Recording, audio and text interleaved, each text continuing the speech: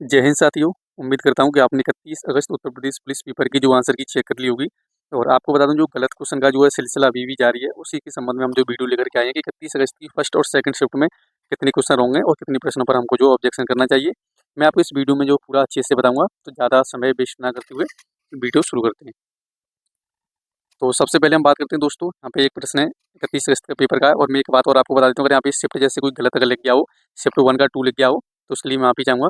क्योंकि अगर आपने आंसर की चेक की है तो आपको जरूर पता होगा कि आपकी शिफ्ट से है या नहीं। क्योंकि और ये वीडियो जो लगभग है वो 31 तारीख वाले ही देखेंगे। तो आपको बता दूं, यहाँ पे सबसे पहला प्रश्न है कि हस्ती शब्द का सम्मानार्थक क्या है। यहाँ पे समानार्थी शब्द पूछा है हस्ती का। तो आपको बता दूं, यहाँ पे जो आयोग ने इसका राइट आंसर माना है वो अस्तित्व माना है। और मैं आपको बता दूं, इसका जो एक पर्यायवाची शब्द की अगर बात करें तो पर्यायवाची कहीं ना कहीं इसका हाथी भी होता है। क्योंकि मैं आपको बता दूं, लेकिन यहाँ पे समानार्थी और पर्यायवाची में भी फर्क होता है। पर्यायवाची क्या होता है कि पर्यायवाची थोड़ा बहुत रिलेट करते हैं वो होते हैं, और जो समानार्थी शब्द होते हैं जिनका समान अर्थ होता है वो होते हैं। तो आपको बता दूं, इसका अगर जो भर्ती बोर्ड ने राइट आंसर माना है वो बी माना अस्तित्व। और इसका राइट आंसर वैसे अस्तित्व होता है, क्योंकि हम बचपन से सुनते आते हैं कि ये बोलते हैं कि वो बहुत बड़ी हस्ती है, ये वगैरह आपने सुना होगा। तो इसका आंसर जो अस्तित्व होता है। लेकिन आपको इस पर ऑब्जेक्शन जरूर करना चाहिए, क्योंकि जो हाथी का भी ये पर्यायवाची कहीं ना कहीं एक थोड़ा बहुत भिन्नार्थक शब्द होता है हाथी का। तो आप सभी लोग इस पर जो है ऑब्जेक्शन करिए, क्योंकि इसके जो है दो आंसर जो आपको इस ऑप्शन में मिल रहे हैं देखने को। और अगर आप वहाँ पे ऑप्शन में दो आंसर वाला ऑप्शन सेलेक्ट करके और यहाँ पे अपना डिटेल डाल के ऑब्जेक्शन करिए, आपको इसका जो जरूर आपको नंबर देखने को मिलेगा।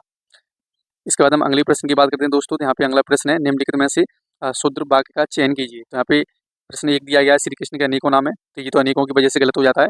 तो बाकी मैं आपको बता दूं, मैं आपको पूरा क्वेश्चन पढ़ने के बजाय आपको जल्दी जल्दी जो आंसर इसके बता दे रहा हूँ, क्योंकि अगर पूरा क्वेश्चन पढ़ूंगा तो बहुत ज़्यादा टाइम लगेगा। तो यहाँ पे बता दूं, भर्ती बोर्ड ने जो इसका जो राइट आंसर माना है वो सी माना है।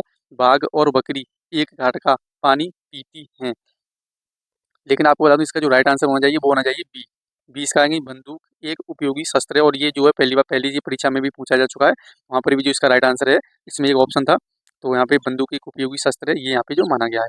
और आपको बता दूं, बाघ और बकरी एक घाट का पानी पीती हैं, वैसे पीती हैं, ये पीती भी यहाँ पे गलती लग रहा है, क्योंकि यहाँ पे दो लोग हैं। तो बाघ और बकरी एक घाट का पानी पीते हैं, ये होना चाहिए था यहाँ पे। तो इसका राइट आंसर भी है। आप सभी लोगों को इस पर ऑब्जेक्शन जरूर करिएगा। इसके बाद हम अगले प्रश्न की बात करते हैं। तो यहाँ पे जो एक पैराग्राफ का प्रश्न है ये, ब्रिटिश साम्राज्य ने अपनी नाविक शक्तियों को क्यों प्रबल बना ली। तो मैं आपको बता दूं, इसका जो राइट आंसर होना चाहिए वो होना चाहिए डी। यानी कोई इसके जो जहाज़ों को जो है, कोई इसके जहाज़ों का आना जाना ना रुक सके। लेकिन आयोग ने इसका जो राइट आंसर माना वो माना है ये सी, कोई शत्रु इसे हरा ना सके। तो अगर आप पैराग्राफ अच्छे से पढ़ोगे तो वहाँ पे भी आपको जो इसका डी आंसर ही समझ में आएगा। तो इसका जो राइट आंसर ये, और पहले ये राजस्थान की एक परीक्षा में ये पहले पूछा जा चुका है, वहाँ पर भी इसका जो राइट आंसर है वो डी ही माना गया था। तो आप सभी लोग जो इस पर ऑब्जेक्शन करिए, आप सभी लोगों को इसके जो नंबर मिल जाएंगे, इंक्रीज हो जाएंगे। इसके बाद हम बात करते हैं दोस्तों नेक्स्ट क्वेश्चन का, जाति का बहुवचन। आपको बता दूं, ये बहुत इजी प्रश्न है, लेकिन आयोग ने इसको क्यों गलत ऑप्शन इसका मान लिया पता नहीं। तो आयोग ने यहाँ पे पहला प्रश्न माना है जातियाँ, यानी पहला ऑप्शन माना राइट। लेकिन इसका राइट आंसर होगा, मैं आपको बता दूं, डी होगा। क्योंकि इससे अगर आप ऐसे ध्यान से पढ़ोगे, यहाँ पे एक बड़ी मात्रा भी है। अगर जातियाँ होती तो यहाँ पे हम सोच सकते थे राइट के लिए, लेकिन यहाँ पे बड़ी ई की मात्रा है, जो कि बिल्कुल इसकी वर्तनी गलत है। वर्तनी में बड़ी ई की मात्रा नहीं आती जब हम बहुवचन करते हैं। जैसे कोई भी अगर आपको बताऊं, जैसे दवाइयाँ हो गई, दवाई को दवाइयाँ, वहाँ पर भी छोटी ई हो जाती है। तो ई छोटी ई यहाँ पे प्रयोग की जाती है। ये पूर्ण रूप से गलत है, और ये पहले ही किसी परीक्षा में भी पूछा जा चुका है, ये UP triple S C one रक्षक परीक्षा में। तो आप सभी लोग इस पर ऑब्जेक्शन करिए, आपको यहाँ पे इसके जो नंबर मिल जाएंगे। इसके बाद हम अगले प्रश्न की बात करते हैं। तो यहाँ पे हम अगला प्रश्न है, संबंधित शब्द ज्ञात कीजिए। यहाँ पे जड़ दिया हुआ है, तना दिया हुआ है, पत्तियां और फल, ये यहाँ पे चार जो है दिए गए हैं। इसके बाद पांच आपको पूछा, तो आपको बताऊं इसका राइट आंसर होगा पेड़, और जो कि भर्ती बोर्ड ने बिल्कुल सही माना है, क्योंकि पेड़ के ही ये चारों भाग हैं। क्योंकि जड़ जो है जमीन होती है, जड़ के बाद तना, पत्तियां, फल, और ये सभी के सभी जो पेड़ के भाग हैं। तो मुझे नहीं लगता इस पर ऑब्जेक्शन आपको करना चाहिए, ये बिल्कुल राइट आंसर है।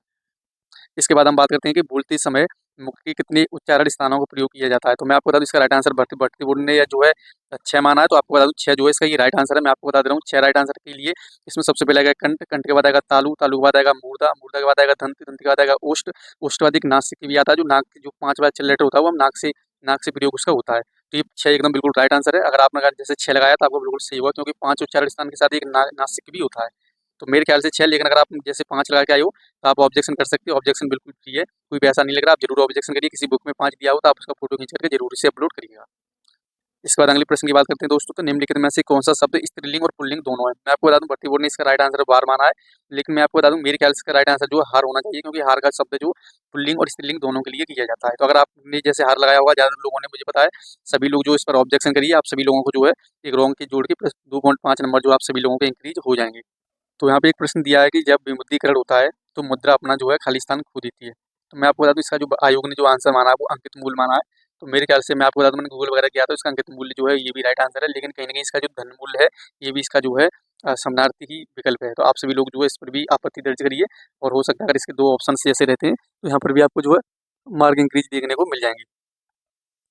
इसके बाद हम अगले प्रश्न की दोस्तों बात करते हैं। तो अगला प्रश्न है, महाकवि भूषण दरबारी कवि थे और उनके आश्रयदाता राजा का नाम क्या था? तो आपको बता दूं इसका जो राइट आंसर होगा वो छत्रसाल होगा, क्योंकि सी जो आंसर है ये शिवाजी जी यानी ये आयोग ने माना। लेकिन बता दूं जो छत्रसाल थे ये मध्य प्रदेश के बुंदेली क्षेत्र के ही राजा थे, और यहाँ पे जो है महाकवि भूषण थे वो इन्हीं के दरबारी कवि थे। मैंने ये अच्छे से गूगल वगैरह कर लिया, बुक में भी देख लिया, उसके बाद ही आपको मैं बता रहा हूँ।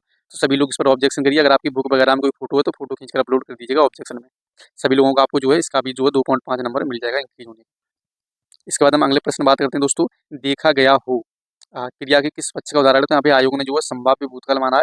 तो मैं आपको बता दूं कहीं ना कहीं ये बिल्कुल सही ऑप्शन है, क्योंकि देखा गया हो यहाँ पे क्या है, एक संभावना है जो कि भूतकाल में। तो मेरे ख्याल से इसका राइट आंसर ये है। लेकिन अगर संदिग्ध भूतकाल की बात करें, संदिग्धता दर्शा रहा हो, तो ऐसा अगर आपको जैसे लग रहा हो कि जैसे ये संदिग्धता दर्शा रहा है, तो ऐसा नहीं है, ये संभाव भूत है, एक संभावना हो रही है, जैसे देखा गया हो एक संभावना है।